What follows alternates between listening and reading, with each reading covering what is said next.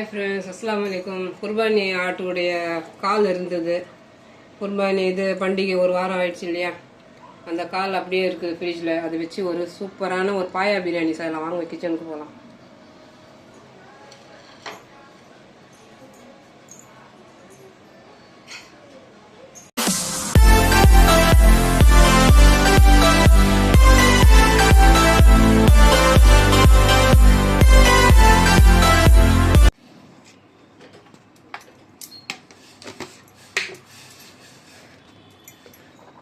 பக்ரீத் குர்பானி ஆட்டுக்கால் இந்த மாதிரி பீஸ் வச்சு பிரியாணி செய்யலாம். இந்த மாதிரி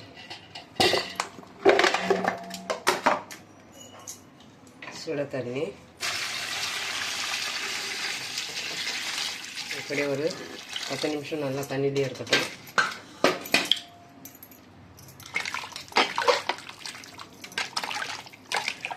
உள்ள இந்த 1-2 முடி இருக்கும், அதெல்லாம் க்ளீன் பண்ணிக்கலாம். இந்த கருப்பாக இருக்கிறதெல்லாம் நல்லா எல்லாத்தையும் நல்லா க்ளீன் பண்ணி நல்லா வெள்ளைன்னு ரெடி பண்ணிவிட்டு பார்க்கலாம். ஆல்ரெடி ஒரு வீடியோ போட்டிருக்கேன், பாயா எப்படி க்ளீன் பண்ணுறதுன்னு. இந்த மாதிரி கருப்பாக இருக்குது இல்லையா, கொஞ்ச நேரம் ஊறிச்சுன்னா இந்த மாதிரி வந்துடும். லைட்டாக இது மாதிரி ப்ரெஷர் கொடுத்து லைட்டாக இந்த மாதிரி இந்த கருப்பு எதுவும் இருக்கக்கூடாது. இது நல்லா சுடுறாங்க இல்லையா, சுடும்போது இந்த மாதிரி கலர் மாறும். அதில் 1-2 முடியும் இருக்கும். இதை நம்ம கம்ப்ளீட்டாக இந்த மாதிரி கொஞ்சம் நேரம் தண்ணியில் ஊற வச்சுட்டு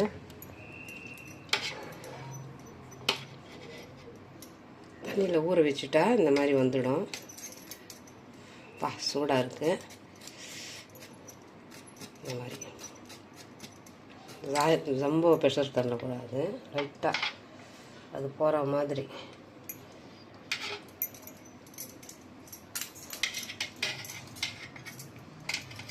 இந்த கருப்பெல்லாம் இருக்கக்கூடாது. எல்லாமே நல்லா கம்ப்ளீட்டாக க்ளீன் பண்ணணும். முடி இருந்துச்சுன்னா வயிற்றுக்கு ஆகாது. இந்த மாதிரி லைட்டாக தான் ப்ரெஷர் கொடுக்கணும். ரொம்ப ப்ரெஸ் பண்ணால் இந்த தோல் உறிஞ்சி வந்துடும். தோல் தான் டேஸ்ட்டு. லைட்டாக இந்த மாதிரி எல்லாத்தையும் க்ளீன் பண்ணிவிட்டு பார்க்கலாம்.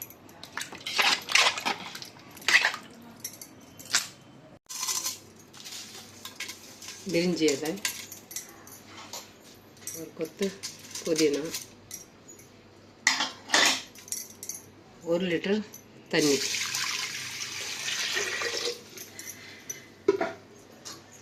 வாஷ் பண்ணியாச்சு.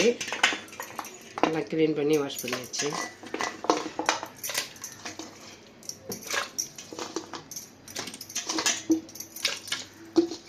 இந்த குக்கரில் 15 விசில் விடுறேன். அவங்கவுங்க வீட்டில் இருக்கிற குக்கருக்கு பொறுத்து விசில் விட்டுக்கலாம். ஆனால் நல்லா வேகணும், அதை பார்த்துக்குங்க.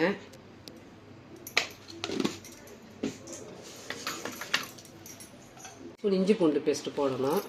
ஃபஸ்ட்டு போட மறந்துட்டேன்.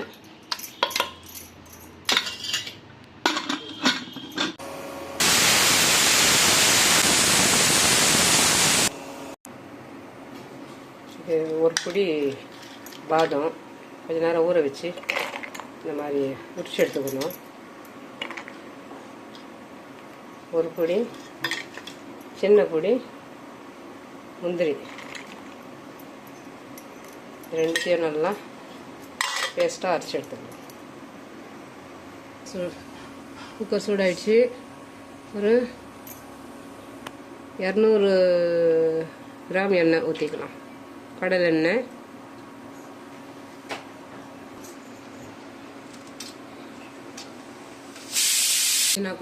கொத்தமல்லி ஒரு கட்டு, புதினா ஒரு கட்டு, வாஷ் பண்ணி கட் பண்ணி வச்சுருக்கேன்.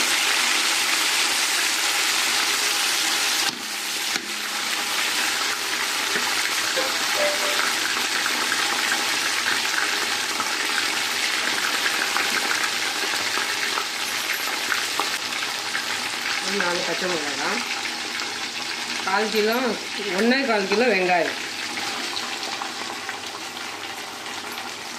1/4 கிலோ. இந்த மசாலா கூட இருந்தால் நல்லா அருமையாக இருக்கும். இதெல்லாம் சீக்கிரம் வதங்க. இதுக்கு தேவையான அளவு கல் உப்பு நல்லா வதங்கட்டும். கொஞ்சம் நேரம் மூடி வச்சிடலாம், சீக்கிரம் வதங்கும்.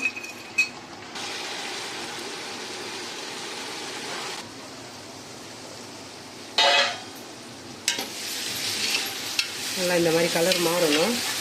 அது வரைக்கும் நல்லா பொறுமையாக வெங்காயத்தை நல்லா வதக்கி எடுத்துக்கணும். இப்போது பெரிய ஸ்பூனால் ஒரு 3 ஸ்பூன் இஞ்சி பூண்டு பேஸ்ட்,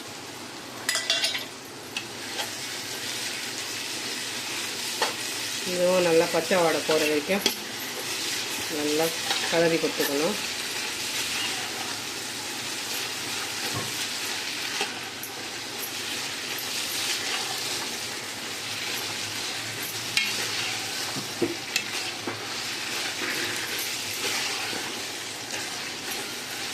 எல்லாமே ஸ்டெப் பை செய்தால் தெருவே மணக்கும், வீடே மணக்கும். பிரியாணி எந்த ரெசிபி செய்தாலும் எல்லாமே ப்ராப்பராக செய்யணும்.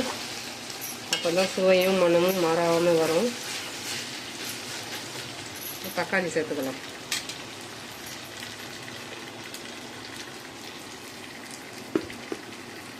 முக்கால் கிலோ தக்காளி, 1/4 கிலோ வெங்காயம், 3/4 கிலோ தக்காளி. இதில் எக்ஸ்ட்ராவே மசாலா போட்டுருக்கேன்.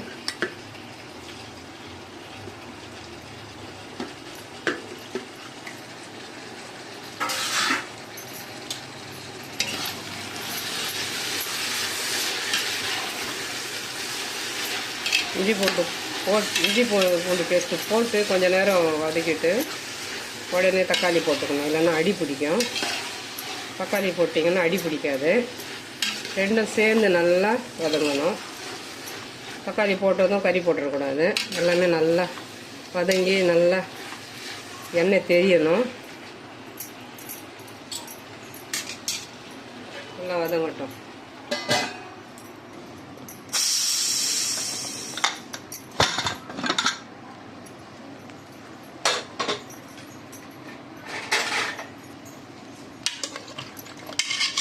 நல்லா வெந்துடுச்சு. போட்டு 1 லிட்டர் தண்ணி, இந்த தண்ணியும் இன்னும் இருக்குது. இதில் இந்த தண்ணியோடு சேர்த்து நம்ம மசாலாவெல்லாம் ஆட் பண்ணிக்கலாம்.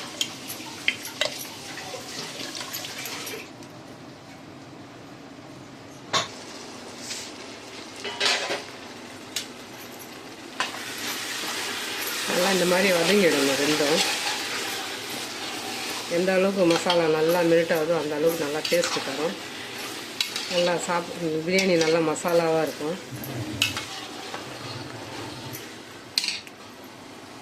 அரை ஸ்பூன் மஞ்சள் தூள், ஒரு 2 ஸ்பூன் வீட்டு மிளகா தனியா தூள், 1 ஸ்பூன் காஷ்மீரி தூள், ரெண்டும் கலந்துருக்கேன்.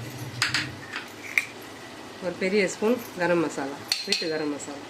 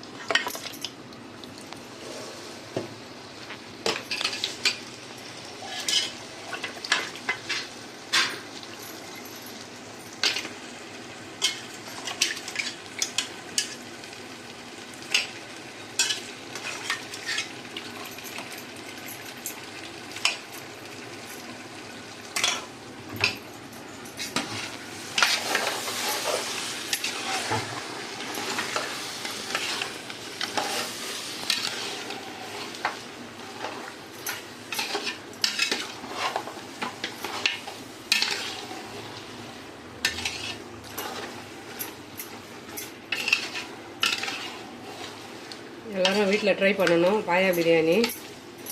இதெல்லாம் எல்லா இடமும் கிடைக்காது. என்னுடைய வியூவர்ஸ் எல்லாம் வீட்டில் ரெடி பண்ணணும் அப்படின்னு இந்த பக்ரீத் குர்பானி ஆட்டு பாயா வச்சு இந்த மாதிரி ஒரு வீடியோ போடுறேன். கண்டிப்பாக வீட்டில் எல்லோரும் ட்ரை பண்ணுங்கள்.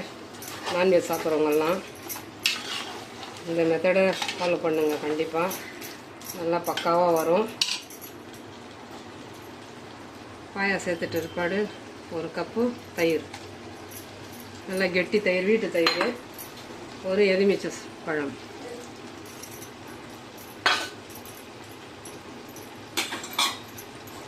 அரைச்சி வச்ச பாதாம் முந்திரி பேஸ்ட்டு,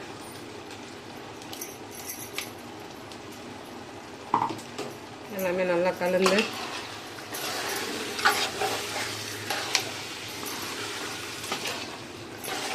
இந்த பாதாம் முந்திரி எதனாலன்னா சில பேருக்கு பாயா வயிறு ஒருவருக்கு செட் ஆகாது, பாயா சாப்பிட்டா வயிறு செட் ஆகாது. இந்த மாதிரி பாதாம் முந்திரி வந்து நல்லா ஒரு பேலன்ஸ் பண்ணும். நல்லா பாதாம் முந்திரி அரைச்சி பேஸ்ட்டாக கொடுத்துருக்கேன். எங்கள் வீட்லேயும் ஒருத்தருக்கு யாராவது செட் ஆகாது, அதனால் எல்லாருக்குமே யூஸ்ஃபுல்லாக இருக்கணும்னு இந்த பாயா பிரியாணியும் ரெடி பண்ணுறேன். அதே சமயம் எல்லாமே எல்லாருக்கும் எந்த ஒரு இடைஞ்சல் இல்லாமல் எல்லோரும் இன்னும் மகிழணும். அதனால் இந்த பாதாம் முந்திரியெல்லாம் அரைச்சி கொடுத்துருக்கேன். இந்த தண்ணி எடுத்து அப்படியே சேர்த்துக்கலாம்.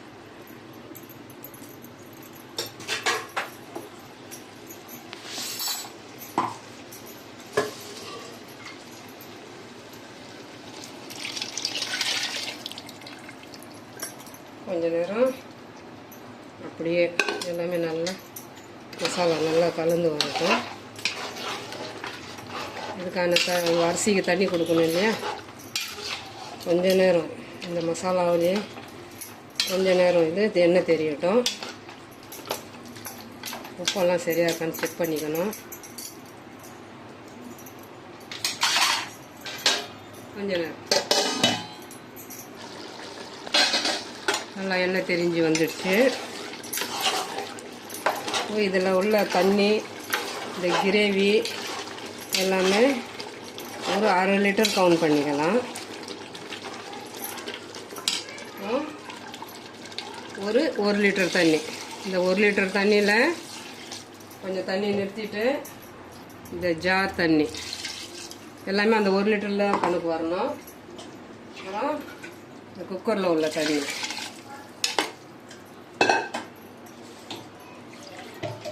எல்லாமே சேர்த்து 1.5 லிட்டர் தண்ணி.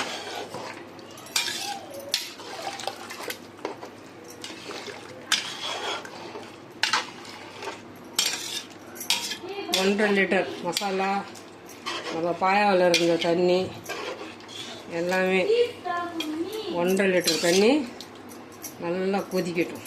கொதித்து எண்ணெய் தெரியும்.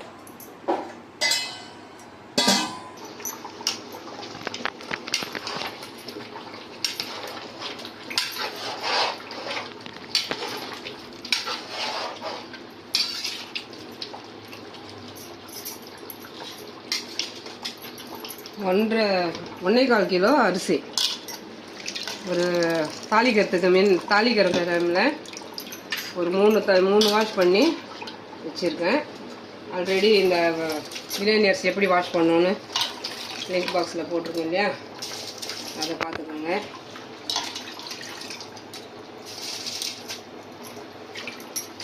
ஊறிட்டு இருப்பாடு நம்ம அரிசி வந்து ப்ரெஷர் பண்ணி வாஷ் பண்ணக்கூடாது, அரிசி உடையும். தாளிக்கு நிற்கும் போது இந்த மாதிரி தம் பிரியாணின்னா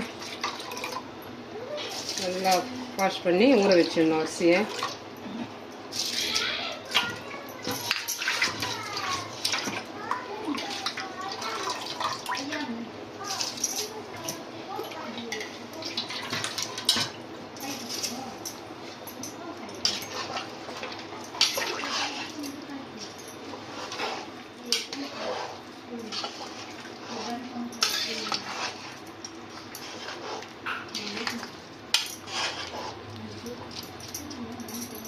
ஒரு 2 கொதி வரைக்கும் வெயிட் பண்ணலாம். உடனே தட்டு போடக்கூடாது. 2 கொதி வரட்டும். இந்த மாதிரி ஒரு கொதி வந்து எண்ணெய் தெரியணும். ரொம்ப போட்டு குழப்பக்கூடாது. அப்படியே ஒரு ப்ளஸ் போட்டுடணும். ப்ளஸ் போட்டு மறுபடியும் அப்படியே விட்டுட்டு மறுபடியும் வெயிட் பண்ணணும்.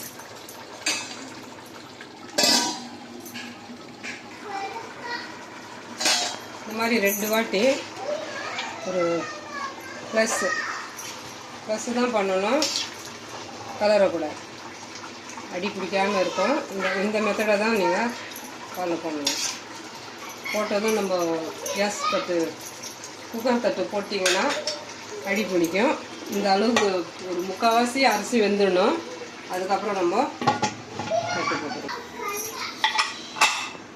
இப்போ லோ ஷிம்மில் ஒரு 10 நிமிஷம் ஒரே ஒரு விசில் வரட்டும். லோவில் வைக்கணும், ஹையில் வைக்கக்கூடாது. லோ ஷிம்மில் தான் வைக்கணும். ஹையில் வச்சிங்கன்னா அடி பிடிக்கும். கொஞ்சம் லேட்டாகவே விசில் வரும். அது வரைக்கும் வெயிட் பண்ணணும். நம்ம தம் பண்ணாமல் ஈஸியாக ஒரு தம் பிரியாணி பண்ணலாம். விசில் வர வரைக்கும் வெயிட் பண்ணணும்.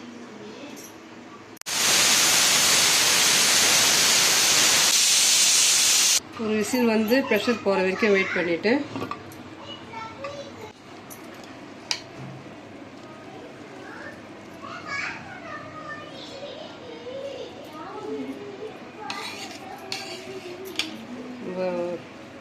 லோ ஸ்டீமில் வச்சா தான் அடி பிடிக்காமல் வரும். கையில் வச்சிங்கன்னா சீக்கிரம் முடியும் வேலை, ஆனால் அடி பிடிக்கும். நம்ம பாதி வெந்த பிற்பாடு தான் நம்ம ரைஸ் வந்து நம்ம தட்டு போடுறோம், குக்கர் தட்டு. அதனால் லோ ஸ்டீமில் வச்சு தான் ஒரு விசில் வர வரைக்கும் நம்ம வெயிட் பண்ணணும். நல்லா அடி பிடிக்காம நல்லா வந்திருக்கு. அடியிலேருந்து தான் எடுக்கிறேன்.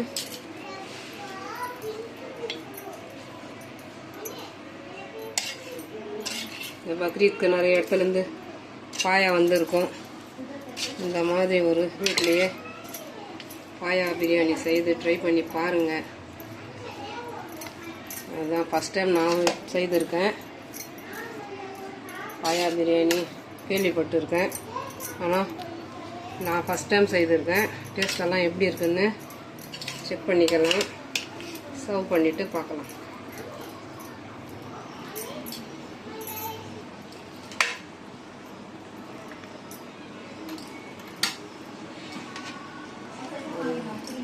மட்டன் பிரியாணி அது டேஸ்ட்டு வேறு, பாயா பிரியாணி ஒரு டேஸ்ட்டு. ட்ரை பண்ணி பார்க்குறதுனால தப்பு இல்லை.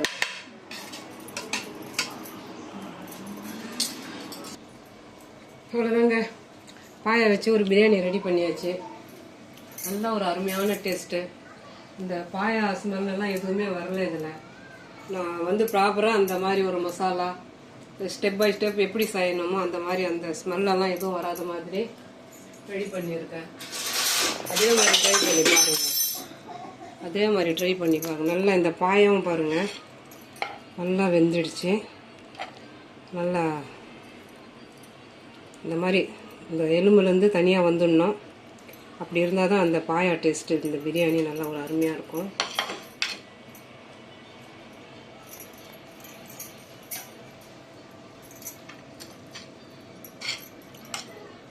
இந்த பிரியாணி டேஸ்ட் வேறு லெவலில் இருக்குதுங்க. கண்டிப்பாக ட்ரை பண்ணி பாருங்கள். என்னுடைய வியூவர்ஸ் எல்லாம் பாயா பிரியாணி செய்திருக்கீங்களோ இல்லையோ, ஆனால் நான் இந்த மாதிரி ஒரு வீடியோ போட்டிருக்கேன்.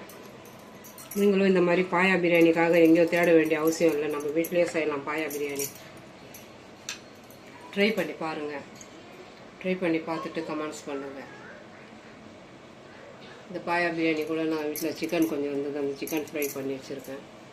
இந்த பாயா வச்சு நம்ம நல்லா சாப்பிட்டுக்கலாம். இது கூட சைடிஷ் வந்து தயிர் பச்சடி செய்யணும், இதுக்கப்புறம் தான் செய்யணும். இந்த பாயா பிரியாணி பிடிச்சிருந்துச்சுன்னா like, comment, share, bell button மறக்காமல் நல்ல உள்ளவங்கள் பேகம் சேனலுக்கு சப்ஸ்கிரைப் பண்ணுங்கள். அஸ்ஸலாமு அலைக்கும்.